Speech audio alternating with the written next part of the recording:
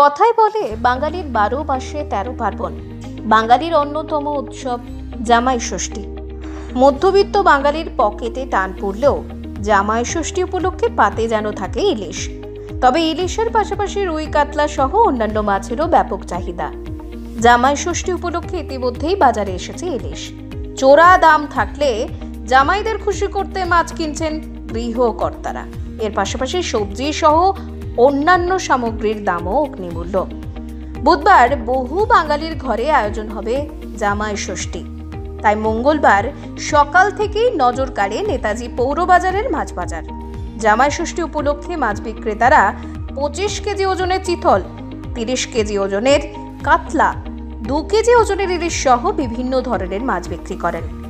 জামাই ষষ্ঠীর বাজার করতে বহু মানুষ মঙ্গলবার সকাল থেকেই মালদা শহরের বিভিন্ন বাজারে ভিড় জমিয়েছিলেন। মধ্যবিত্ত বাঙালির পকেটে যতই টান পড়ুক না কেন, জামাই ষষ্ঠীতে রুই কাতলা চিতল বিভিন্ন প্রয়োজনীয় সামগ্রী কেনেন গৃহকর্তারা।